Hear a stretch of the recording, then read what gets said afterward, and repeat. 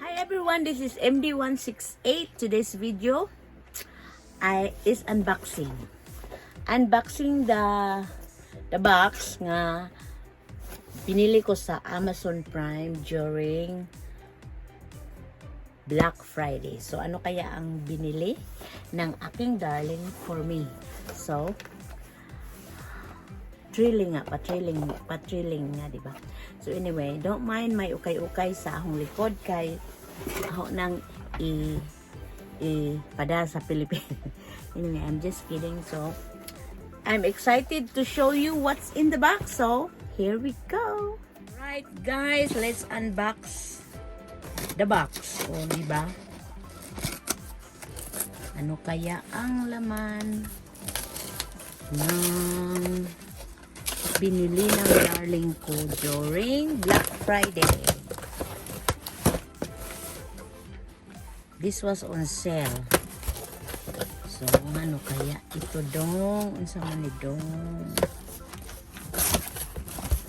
Uy. Alright.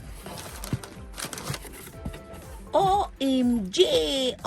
DJI Mobile 6. This is a gimbal. Stabilizer. Smartphone stabilizer. Wow, look at this one.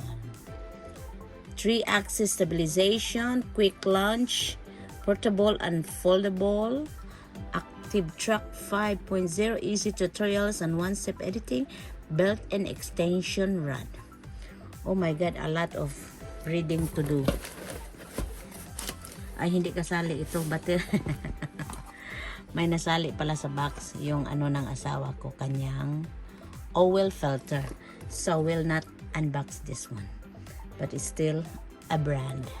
So anyway guys, let's open this precious gift I got from my darling. Oh my god, this will be a good kuan gamit. I can use this on my videoing. Basta mao na yan. Wow, DJI Mobile 6. This is a good thing. Okay, let's check. Nice, look at that. Oh my gosh. Oh my gosh. Unsa man ni po seal? This is very nice. I can tear this first. Oh my. Oh my.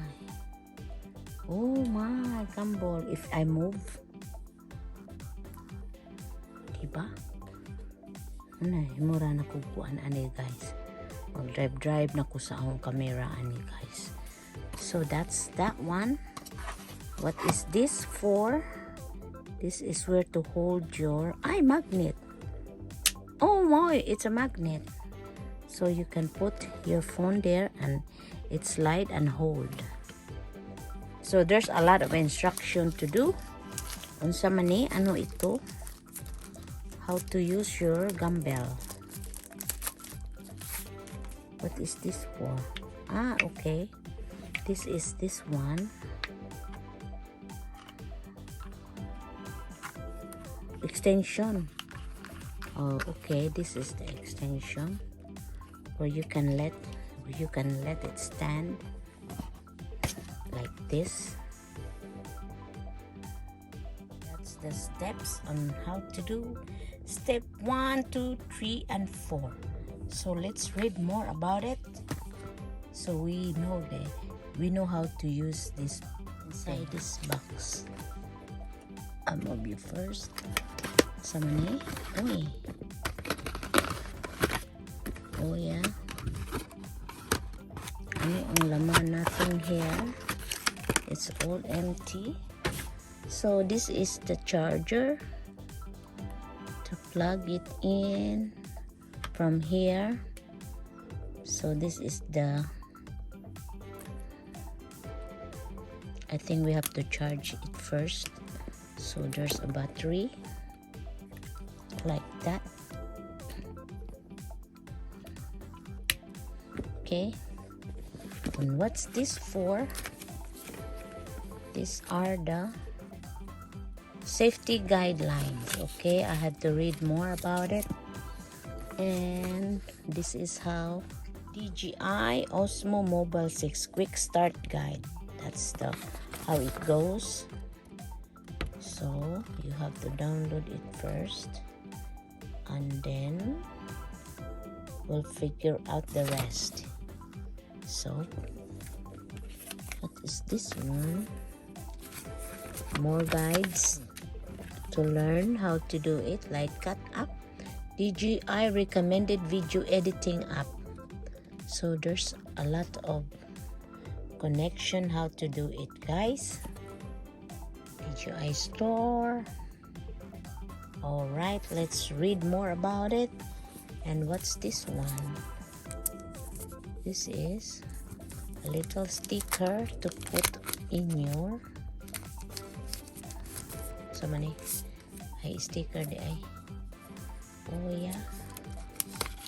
yeah, there's a lot of sticker DJI. Oh yeah, sticker. So now I need to learn. Alamin ko kung saan ko ito ilagay. So guys, those are the good stuff, and this is the little pouch to put this one. So ayan, I have to learn more about it. Charge it. So ayan guys, that's my little stuff. So anyway, I'll see you again and let you know how it goes. Guys, I have a story to tell. Yan, love team ko yan. Anyway, you know, I have something to tell you next time. If ever you have this kind of gadget and this is attached, right? Alam nyo, I learned something na I will not use this when we are riding. Kasi when we were riding one day and then this was attached but it was loose. I did not notice. I'm glad na I was holding it right and then cellphone ko dito. Hay nako, natanggal man because it wasn't black. Ayan, this one. Alam mo anong nangyari? Natagak talaga ito. Nahulog siya. It got loose and then oh my God, we were riding. Sabi ko ni Mike, Han, stop! Nahulog ang paa ng aking the stand on my gambel. Ha? He cannot hear me kasi ang ingay nga ng motor. So ngayon, binalikan ko, nag-pull over siya. Sabi niya, ano man ang nangyari? Ko nga, I dropped the thing. Which one? The connector, the stand. So then, ayan, binalikan namin guys. Ano ang alam mo? Nasa gitna talaga siya. Nasagasaan talaga. Nasagasaan talaga ito. Tapos, ayun, nagatiwangwang talaga siya sa gitna ng daan. Sa highway pag yun. So then now, I try to connect it back. Pero, nasira talaga siya. O, tingnan mo. It won't go inside. So, na-flat talaga siya. So, hindi na pwede. So, ngayon, mahirapan ako paano ito tatayo. So, you just have to hold it. Pero, I need to have it. So, ngayon, gisurpresa pala ako ng darling ko. Nag-order siya ng bago. At ito na ngayon ang bago. Iba ang kulay. Pero, it works the same. I-order it online. So, ayan. Tingnan natin. This is nice. Tingnan natin and then connect. So, next time, guys, wag nyo itong gamitin pag mag-ride if you are landing na. Yan, oh, diferensya talaga. Tatayo na siya. It stand on its own. So, ayan. So, this is it. So, I still have to learn something. There's a lot of instruction to do.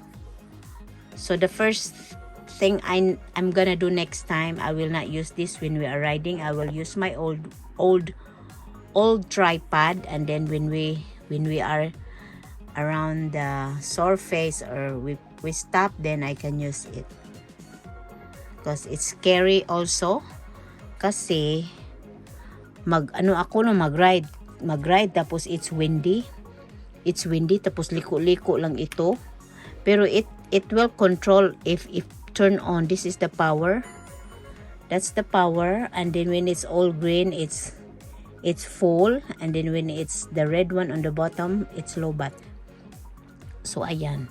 So there's an app for a DJI on your phone, so it's better to use that because it really follows the command when you are using the video or something. So ganun. There's still more to say, more to learn about this, guys, but I'm just telling you what happened to this other stand. So just wanna say, don't use it when you're riding kasi it's not very safe. Baka matanggal din dito ang magnet para tingnan mo. That one, and then my phone is attached there. Tapos if you keep riding and then you take a video, you never know, the strong wind will talaga madali sa it's low bat pala siya. So I need to charge it. But anyway, guys, that's the story of what happened to this old one. Na flat talaga siya, but now I got a new one. So I'm gonna take care of this. So guys, I uploaded the app on my phone, and it shows the 19 courses and more features on how to use this gadget. It's a lot of stuff. It's confusing to me. I still have to learn more on how to use this one. It's a good one though, but we will see. And that's it. So anyway, guys, I just want to say thank you for watching and hanging out with me, and I hope you will look forward for my next upload. And so that's it for now, and thank you. See you on my next vlog. Bye.